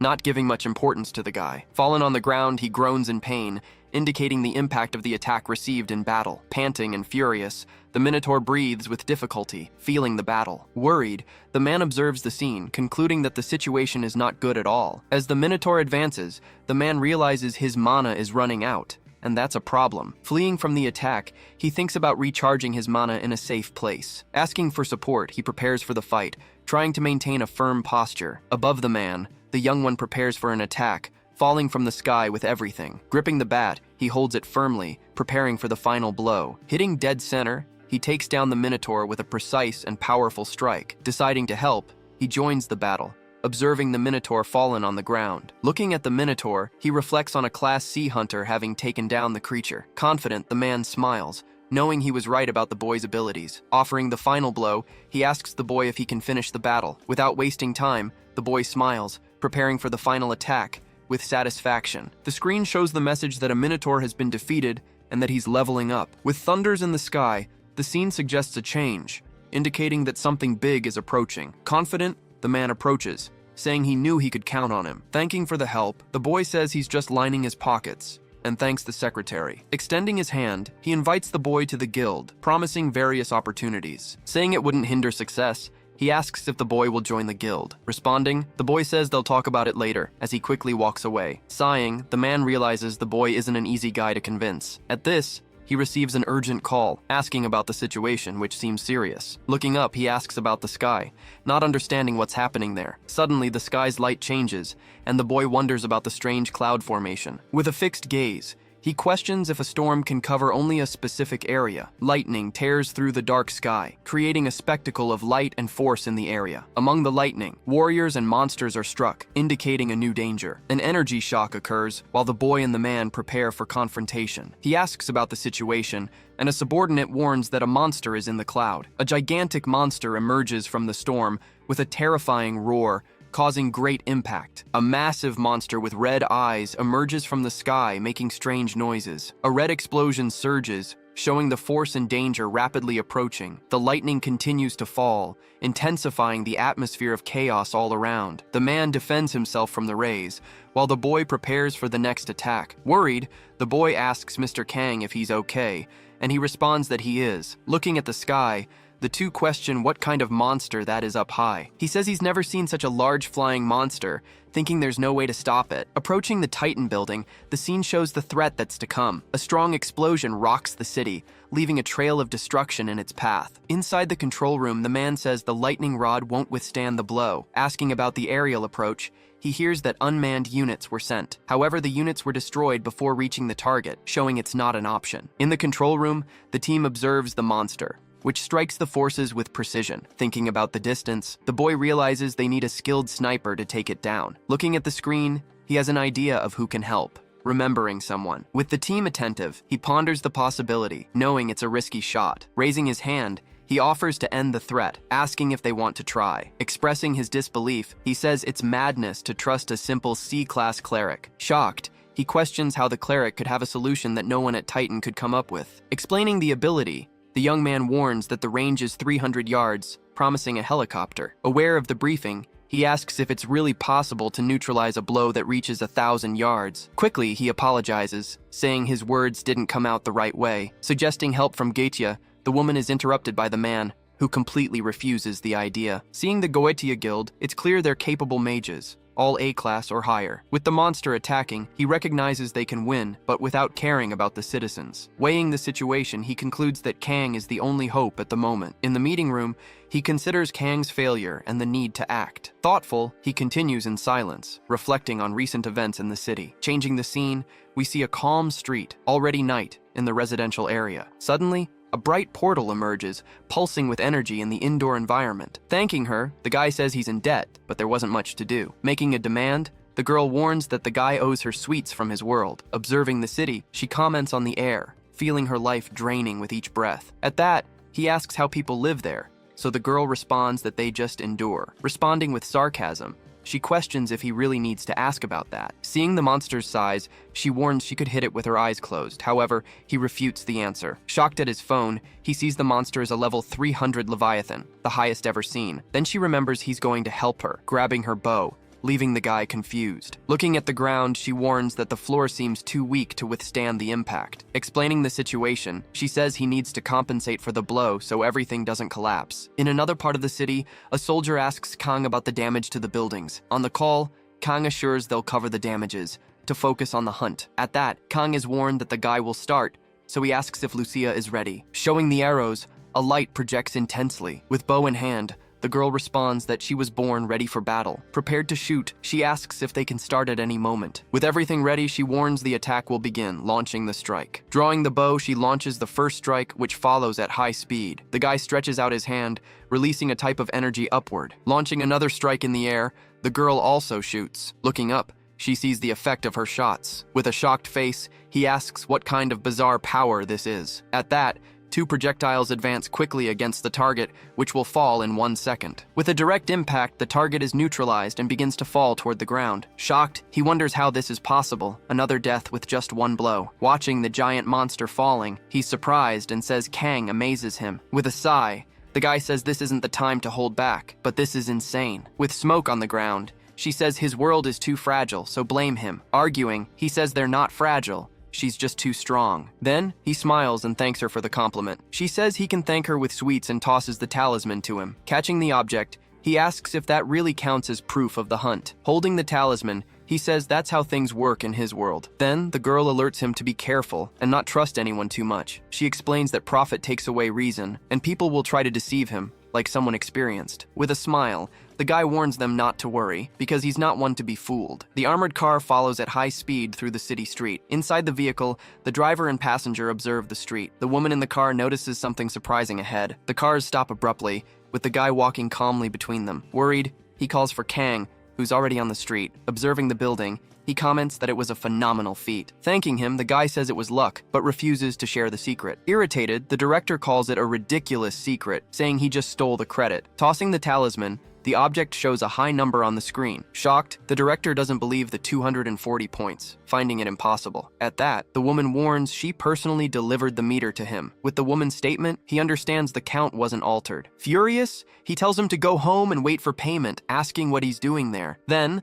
the guy reveals he has an agreement with Mr. SEO. Pointing to the Leviathan, he warns he'll collect the remains, and if they don't believe it, just ask. Shouting, he says this type of attitude won't work against the Titans, ordering the guy to leave. Raising his hand, the guy warns that Han is already being quite rude. Kang, enraged, shouts that Han is dishonoring the guild, putting money above trust. Apologizing, he bows, while Kang orders the report to be delivered to the office. Apologizing again to Kang, he assures the agreement about the reward, and the remains stands. With a confident smile, he expresses that he looks forward to the next collaboration. Thinking about Titan being suspicious, he decides to trust the guy. Kang questions the priority of an unknown C-class over the guild's profit, wanting to end this. He realizes Titan can still use him, keeping a plan B. He grabs his phone and navigates through the contact list, evaluating his options. Deciding the next step, he concludes he'll have to activate Plan B. Rumors are spreading that the official story about the monster is a lie, because it was a C-rank hunter who defeated it. Talking among themselves, they comment that the guildmaster tried to recruit him, but the hunter simply turned down the offer. Elsewhere, the recruitment team confirms that the hospitalized hunter is from Titan, and they wonder how that happened. Seeing that the rumors are true, he asks them to investigate the C-rank hunter more deeply and bring back information. Walking through the building, he starts to think that C-rank might actually be a very rare hidden class. He then reminds his partner that they can't let a potential rival get a new hidden class hunter. Determined, he says they need to act fast to recruit him, or else they'll simply have to eliminate him for good. The scene changes, and the hunter appears sleeping deeply in his bed, lying on his side and completely out. Sitting up in bed, he finally wakes up and asks himself how long he's been unconscious. That's when he realizes he was out for 2 days, and that he needs to order some food because he's starving. When he opens the bedroom door, he comes face to face with an unexpected figure standing right in front of him. It was a girl who was eating, and she says with her mouth full that she noticed he woke up. Looking at the completely messy room, he screams in despair that it looks like a real tornado went through there. He then holds up a garbage bag and asks if she managed to finish an entire box in just 2 days. She answers that she couldn't help it because it was so good, and that there was nothing else to eat in the house. Throwing out the trash, he asks why she didn't just go home. She then fires back that she took care of him, and he tells her to use the portal to leave. That's when she explains she couldn't, because he slept for 2 days, and only he can open the portal. Not understanding, he says the portal has always been there and opens the bedroom door. Showing the portal, he tells her to look and see that it was there the whole time. Impressed, she says she checked minutes ago and there was absolutely nothing there. Asking him to step away from the door, she decides to go verify the situation with her own eyes. With her hand on the doorknob, she prepares to open the door again and see what happens. When they open it, they see that the portal has disappeared, leaving only a regular room on the other side. She says now he knows she didn't lie, and asks if he didn't know that the portal only opens near him. He responds that he had no idea, because the portal was always there when he wanted to go. Analyzing the situation, she concludes that the mage's transport coordinate is linked to him. He asks her to speak in a language he can understand, and she points out that the dungeon came with him. Startled, he realizes the dungeon could have appeared on top of him, and she says he was lucky. With his hand on his head, he laments that this probably used up all the luck he had left. With his hand on his stomach, he complains that his food is taking too long to finally arrive. When the delivery guy shows up, he apologizes, saying that for some reason he couldn't find the house. Bringing the food, he calls her to have lunch and says that even though it's not sweet, she'll like it. She then comments that the concealment magic she used on the house must have made things difficult. Explaining the reason, she says that many strange people came looking for him while he was out. They were members of the Guardian and Altron guilds, and she says they were so annoying that she scared them off. Picking up his phone, he wonders why two big guilds would be looking for him and what he missed. Sitting at the table, he starts searching on his phone while she tries the food and thinks it's good. That's when he discovers that news and videos about him defeating the monster are already everywhere. Seeing that he's not eating, she asks if there's a problem with what she calls the rectangular toy. He explains that he doesn't know if this is good or bad because he's suddenly getting a lot of positive attention. Confused, she questions how that could be bad and asks if he maybe hit his head. Seeing the men outside, he realizes he might have gotten himself into big trouble. He thinks it was good to use her power, but now he doesn't know what to do with all this fame. Lamenting the situation, he wonders how he didn't think about how territorial hunters can be. He remembers how hunters usually treat all their new potential rivals. Lamenting the situation, he thinks there's no point regretting now that he took the monster's remains. Finishing eating, he warns her to pack things up because they're going back to the dungeon immediately. To protect himself, he decides his only path is to become much stronger than the guilds and hunters. Going back to the dungeon, he needs to level up, collect more remains, and create more resistant equipment. The scene changes, and a hooded figure watches the surroundings attentively, standing on top of a building. Inside the dungeon, a blacksmith says it's been many years since he's seen a leviathan that size. Looking at the remains, he asks why they only brought the head and not the rest of the creature. He explains what happened, and the blacksmith complains that she doesn't care about saving precious materials. The two start arguing, trading insults while he stands in the middle of the confusion without reaction. Trying to calm the fight, he asks if the blacksmith can do anything with what he brought. Asking him to wait a bit, the blacksmith walks toward the creature's giant head. He then extends his hand and places it on the monster's carcass to analyze it better. Smiling, the blacksmith says they're lucky because that part still has some life in it. With a quick movement, he strikes a powerful blow to the creature's head right in front of them. Removing the item, he says that's the best piece you can take from a leviathan. Handing over the item, the blacksmith explains that's the organ that allowed the creature to use its attacks. He explains that they just need to bind the power to his club so he can use the attacks too. Questioning about payment, he hears that it's to get the girl out of there so he can work in peace. Trying to calm her down, he says the blacksmith needs to concentrate because the enchantment is very large. To calm the fight, he promises he'll get the tastiest sweets he can find for her. Back in the city, the scene shifts to an alley with a small, old convenience store. Walking through the alley, he comments that a normal person would have died already with all the sugar he bought. That's when he suddenly stops, because he realizes he felt something strange approaching him in the shadows. He thinks that since he learned to use aura, all his senses have become much sharper. His sharp instincts are telling him there's someone hidden watching him very closely. Looking to the side, he's finally certain that someone is following right on his tail. On the dirty floor of the alley, 2 shopping bags were left behind. Asking if it's a man or a rat, he orders whoever is hiding to come out. Holding his staff, he walks alone through a completely deserted and silent alley. Inside the tunnel, he realizes he really wasn't expecting a situation like this. Suddenly, a shadow rushes forward, saying he felt his sneaky and silent approach. With that, the two advance toward each other, preparing for the inevitable confrontation. Commenting that he's not bad for a C rank, the enemy attacks. Then happens the first violent clash between the sword and the metal staff. Pressing the blade, he asks who's the coward and if this is how he says hi. Surprised to have his strike defended, the masked man notes that the rumors were true. Once again, the 2 strikes clash with force, showing the balance between them. Seeing that he's not a common hunter, the masked man decides he needs to change his plan, but he interrupts him, telling the enemy not to say anything for now. Leaping to deliver a strike, he warns that the other can talk after getting beaten. Deciding he can't win head-on, he uses camouflage to escape. Striking the ground hard, he cracks the concrete with his staff. Sensing the weaker presence, he says the enemy is hiding with an ability. At that moment, he turns his face, noticing a strange movement in his direction. With that, he defends against a surprise strike, blocking the enemy attack. Reacting quickly, He spins his body and tries to counter with a strike. Standing in the alley, he now searches for any sign of his opponent. He comments that it's getting harder and harder to track his opponent. Frustrated, he complains that his special staff would have already found the target. Deciding to retreat, he runs to get out of that place as fast as he can. Then his enemy appears, fires a projectile and asks who's the coward now. Running after him, the pursuer says it's now just a matter of time. Changing scenes to the city, he says the target went to a crowded area. Using a tracker on his phone, he continues monitoring the target's location. While observing the crowd, he says it will soon thin out and expose the fugitive. When that happens, he warns that will be his opponent's last moment. Changing the scene to a commercial building, the chase continues in another place. Arriving on the 8th floor, the elevator stops, and the door is about to open. Along with other people, he exits the elevator to avoid being noticed. He says the signal is stationary, coming from inside that mall nearby. Analyzing the location, he concludes the target can only be in the bathroom. Looking at his phone, he confirms the signal is indeed coming from the men's bathroom. Then he approaches the bathroom entrance to attack his target. Activating a camouflage ability, he prepares for the attack. Already inside the bathroom, he warns he's going to catch his opponent by surprise. With a strike, he breaks down the door of one of the stalls looking for his target. Then he attacks with his knife, hoping to hit whoever was inside. Surprised, he realizes there was nobody there, falling into a trap. With that, he sees the tracker on the wall and realizes it was all a setup. From above, the guy appears and says, "Staying invisible there won't help." Delivering a powerful strike, he attacks the floor with all his force. Showing confidence, he smiles, because now he has total control of the situation. Grabbing his opponent's arm, he immobilizes him with considerable force. Throwing the man to the ground, he takes him down with a single swift movement. Completely defeated, the hooded man looks up, fallen on the ground. His eye stares at the guy who managed to defeat him without much difficulty. He then gives two options. Either he tells the reason for the attack or dies. Outside,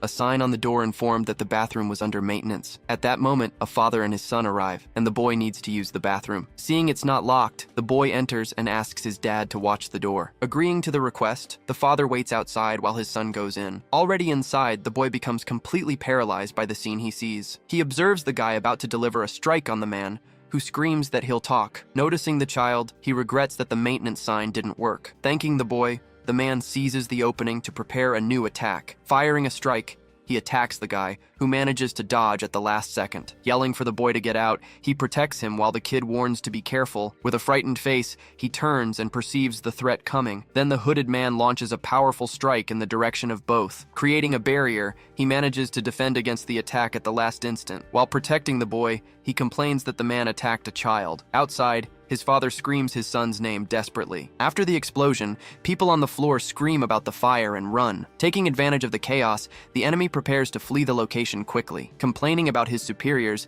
he decides the mission failed and needs to retreat. Running away, he says he'll wait for a new opportunity to attack. When he tries to escape, something pulls him back with great force. Being caught in the middle of his escape, he's surprised by not being able to get away. With his opponent on the ground, he asks if he thought he could run. Analyzing the situation, he realizes he may have killed the man without meaning to. At that moment, a system notification warns that his karma increased. Standing, he bends forward and complains about how bad he feels. New notifications appear, warning that the condition to advance in rank has been met. Surprised by the news, he wonders what this rank advancement would be. At that location, police tape completely sealed off the crime scene. Sitting alone, he thought about the severe punishments for rogue clerics like himself. Still thinking about it, he questioned this sudden class change. Just then, two men approached, and one of them called him by name. Showing his badge, the man introduced himself as a member of the Hunter Division. Then, the investigator asks if the hunter in question was a mage who escaped. Confirming it was fire magic, he asks if the boy is okay. Responding, the other man says the boy and his father sent their thanks. Thanking him as well, the investigator says he controlled the situation quickly. Right after, he informs him there will be no problems with the self-defense claim. Unable to believe it, the young man asks if there won't be any more interrogation. Explaining the factors, the investigator mentions the laws and his heroic act. But then he questions how the young man knew he didn't receive the offender title. Continuing the explanation, he reveals the title is only given for intentional acts. Asking him to keep it secret, he warns about the problem, and the young man promises total silence. Thanking him, the investigator pulls an object from inside his jacket. Saying it's a security measure, he hands over a small device. After that, he asks the young man to carry the object with him at all times. Explaining it's a tracker, he warns that certain words cannot be said. Standing up to leave, he suggests the young man go home and rest. As the young man walked away, The investigators watched him from a distance. Doubting he's C-class, one of them mentions that he stopped a strong blow. At that, the other confirms the story about him seems to be completely true. Watching the young man head to the elevator, he hopes he's someone trustworthy. Then a screen appears, revealing his new class is now Judge. Already at home, he sits on the couch and observes the device he received. Stretching a bit, he decides he'll learn about the class through practice. Switching scenes to a dungeon, he defends a blow with his own arm. Looking closely, he notices his skin absorbed all the damage from the strike. Right after, the poison on the enemy's blade simply begins to evaporate. Now he understands why his cleric abilities suddenly changed. Using his new power, he lands a powerful blow right on the goblin. With the impact of the blow, the monster is thrown far from the others. Advancing against the enemies, he uses a charge with a tanker's defense. Running at high speed, he passes by, knocking down all the monsters in his path. After advancing, he finally stops running, sliding abruptly on the ground. Now he's fully equipped for combat, which works well for him. Touching the floating screen, he wonders about the non-combat abilities. Appearing in front of him, the screen explains the ability to judge karma. At that, he decides to open the camera app on his phone. Pointing the camera at himself, he sees the number 64 appear. Seeing the number, he questions how bad that karma score is. Looking at the other screen, he sees the condemnation ability that works with the other one. Detailing the new skill, the screen explains the bonuses against enemies with high karma. Getting stronger by punishing the wicked, he'll no longer have penalties. Fitting for his new title, the message to him was very clear. Switching scenes, he arrives at a small smithy in the middle of the rocks. At that, the blacksmith shows that the staff can now fire very powerful lightning. Explaining how it works, he says the weapon needs time to recharge. With the staff in hand, the young man says this is simply incredible. Then he asks how to fire it, and the blacksmith says he had an idea. Leading him outside, the blacksmith points to a creature that was captured. Suddenly, the creature transforms into a giant and very fierce monster. Asking for instructions, the blacksmith says he just needs to visualize the attack. Just with the instruction, he turns his face and prepares for the test. Closing his eyes to concentrate, he raises the staff, which begins to glow. Right after, he opens his eyes and prepares to attack the monster. With a great thrust, he launches a huge sphere of energy forward. Being hit directly, the creature is completely engulfed by the powerful blow. After the smoke clears, he stares at the spot where the monster was before. With the blow, the collar that held the monster shatters on the ground. After the impact, the creature's body finally collapses, completely defeated. Observing the result, the blacksmith breaks into a smile of great satisfaction. Still smiling, he's interrupted by his partner, who calls him. At that moment, she approaches and breaks the necklace he was wearing. Very nervous about the situation, she asks what he did out there. She says she noticed everything, since she no longer feels his holy power. Grabbing the device, she asks if this is some trick to harm them. Trying to calm her down, he begins to explain the entire situation in detail. Hearing everything, she understands that an accident made his powers change. The blacksmith then says he can't tell more because of the device. Warning that he'll tamper with the object, he says they'll talk later. Meanwhile, he asks the young man to do him a small favor. Pulling something from his pocket, he says the task is nothing much. Right after, he throws an object toward the young man who catches it. Holding the object, he realizes it's a compass he'll need for the task. Questioning the decision, she asks if the blacksmith is really sending him there. Not quite understanding, the young man asks if he should be worried about his own life. In a distant place, giant rocks float, forming an impressive scenery. Firmly secured, a thick rope was tied, guaranteeing their safety. Pulling the rope with all his strength, he struggles hard to climb up. Shouting, he says the ore better be worth all this effort. Meanwhile, she swings the rope and asks what he's so afraid of. At that, she tells him to just follow her steps so he won't fall. With a leap, her foot lands firmly on the rock. With a spin in the air, she moves with agility across the cliff. Descending quickly, she passes by him with impressive ease. Complaining, he says it's easier said than done, unlike her. But she responds that he's just scared, nothing more than that. After hearing that, he falls silent for a brief moment. Continuing the descent, she moves down the wall with considerable speed. At that, he shifts his gaze downward, staying quiet for an instant. Gripping the rope, his hand now applies much greater force. Letting go of the rope, he prepares for the next risky move. Then he throws himself against the wall, saying, "Here he goes." Bracing his hand on the rock, he manages to secure himself on the cliff. Sliding his feet on the wall, he searches for support for his feet. Finally landing, he crouches on the ground beside her. With a smile, she says she knew he could do it. Looking up, he says he understands how she lost her power. Sitting down, she says he shouldn't have removed the device from himself. At that, She comments that seeing everyone's karma is impressive. Turning to her, he asks what her karma score is. Looking to the side, she states that she did what was necessary to survive. He then questions the fact that she's only 18 points ahead of him. Mentioning her homeland, she says saints with powers used to awaken there. She then turns saying she's far from being a saint. Deciding to postpone the expedition, he thanks her for her interest in his ability. She says this is way more fun than searching for ores. Suggesting they leave, she says she'll cover him if something jumps from the shadows. With a smile, he says he also wants to learn more about karma. Agreeing with her, he puts something in his pocket and says, "That's right." At that, he holds the stone and says they need to get out of there. Then a screen explains that return stones take you back. Breaking the stone, he says first they're going to unravel this mystery. Right after,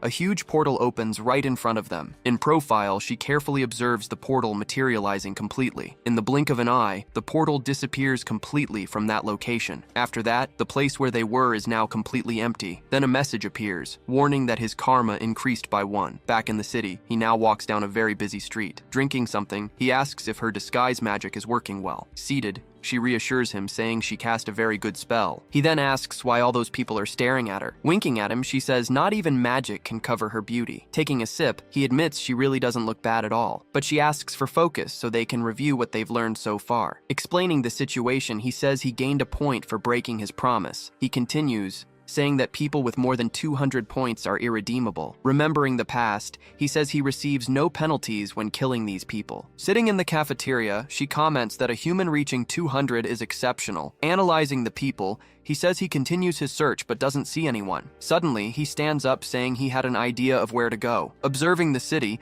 he suggests they go to a place full of bad guys. In the middle of the street, she asks what all those lights are. As they walk, he says each world has its own advantages. At that, a man approaches and says she's a sight for sore eyes. With a smile, he invites her to a special event at his bar. With a gesture, she pushes him away and tells him to get out of the way. Grabbing her arm, he shouts for her to wait a minute. Whispering, he asks how she can say no to free drinks. With a smile, the man says it was a wise choice to go. At that, he smiles and says he finally found a perfect target. Behind him, the score of 300 reveals he's a scumbag. Arriving at the bar, she takes the opportunity to have one of the drinks offered. Sitting at the counter, she says the drinks from his world are sweet. Watching from afar, he says the poison in their drinks is strong. Making a hand signal, he calls his thugs to act. Going toward him, one of the thugs says he'll take care of this. Then a notification warns that his toxin resistance has been activated. Reacting, he lands a strong blow on the man who approached him. A notification confirms the toxin has been neutralized, and he smiles confidently. Charging forward,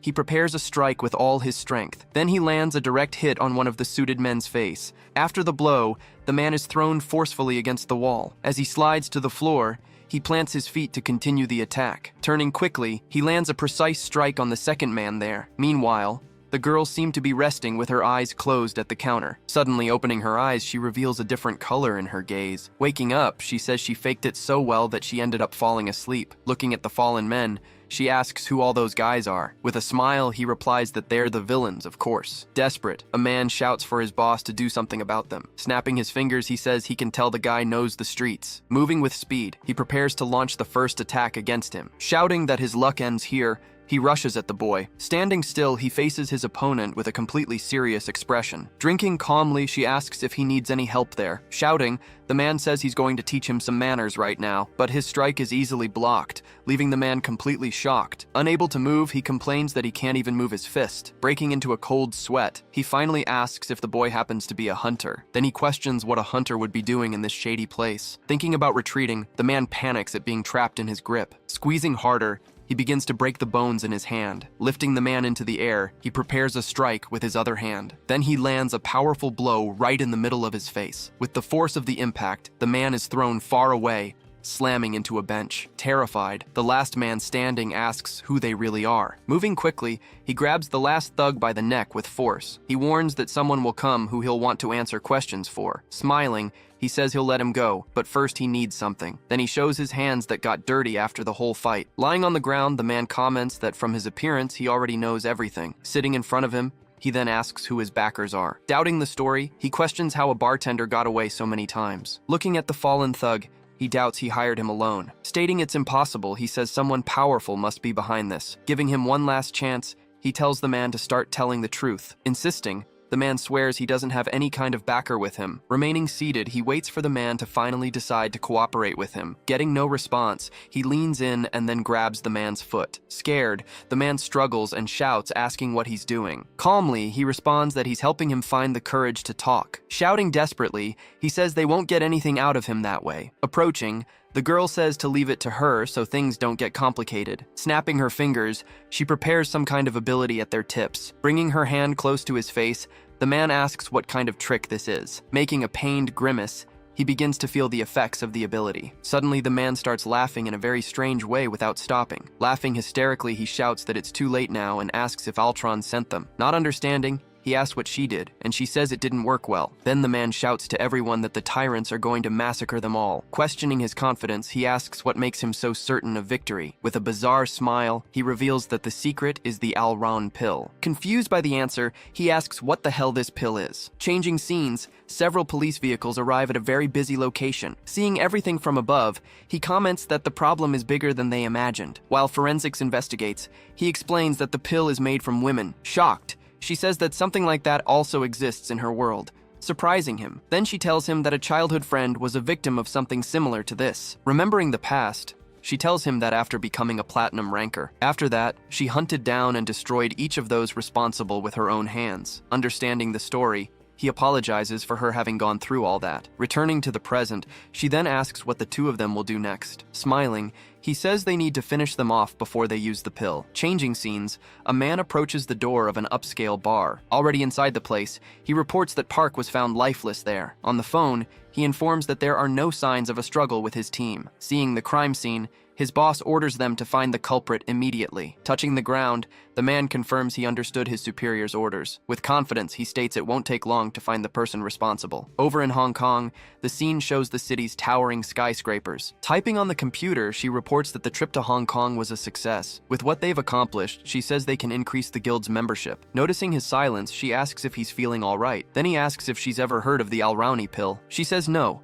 and he tells her the Hunter Society is hiding it. Then he asks if they can return to Korea, but she questions leaving the mission incomplete. Gripping the chair, he says they have no other options. Standing up, he orders her to issue an emergency alert to the guild. He declares that from this moment on, they're at war with Tyrant. Completely shocked, she shouts that this is a huge decision. Pacing the room, he says if the information is correct, they need to act. He warns of the danger, but she counters that this could put everyone at risk. Turning his face away, he falls silent for a moment. She then says that issuing this order is the same as declaring war. Crossing his arms, he says he knows, but the government will support them. Still worried, she says war is a risk and suggests consulting the council. Turning his face, he asks if he seems to be acting impulsively with this decision. Seeing his serious expression, she realizes he won't back down. Then he says he understands the concerns she has right now. Asking them to keep it secret, he requests that she organize an investigation. Looking at the city, he begins to explain what the investigation will focus on. Changing scenes, someone appears holding a device in their hands. At that moment,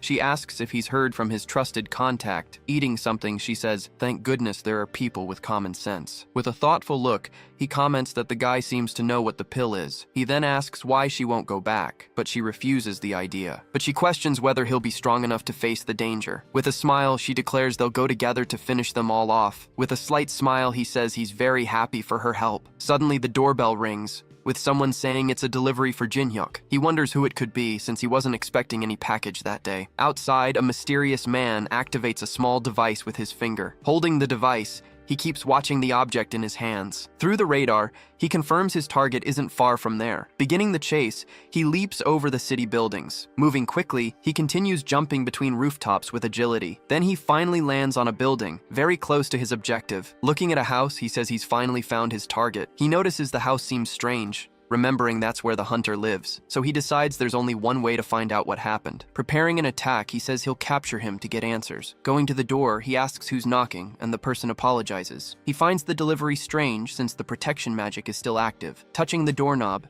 he wonders how the delivery person got to the door. With a quick movement, the man lunges forward to land a treacherous strike, but he manages to catch the enemy's arm, saying he doesn't recall any package. Completely surprised, the man can't understand the speed of his reflexes. Yelling at him to get out of the way, she fires an accurate arrow toward the target. Hit dead on, The invader is thrown backward by the force of the blow. Being hurled out of the building, he falls toward the street below. Feeling the damage from the hit, the man screams in pain as he continues falling. Preparing another arrow, she positions herself for the final attack. With the bow in hand, she offers to finish the job for him. Then he tells her to be careful, because the guy isn't an ordinary assassin. Fallen on the ground, the man wonders how she managed to immobilize him with the arrow. Pulling the arrow from his shoulder, he decides he needs to retreat from that place. Seeing the man leap, he shouts, asking where he thinks he's going. He then tells her to let him go, because he'll return soon. With a smile, he says the situation might end up working in his favor. Fleeing wounded, the man will lead the protagonist straight to his bosses. Changing scenery, the scene now shows a very sunny, mountainous landscape. Screeching tires, a white car brakes hard on the dirt road. Inside, the driver announces they've finally reached their destination. They observe the investigation site from a distance amid the mountains. Getting out of the car, he hears a warning to be careful around there. Before a large group, he's warned that many don't like him. Leading the troops, two men walk in front of the other guild members. With a surprised expression, he recognizes a familiar face in the crowd. Seeing who the leader is, he can't believe the guy is in command. With a serious face, he realizes the situation just got really complicated.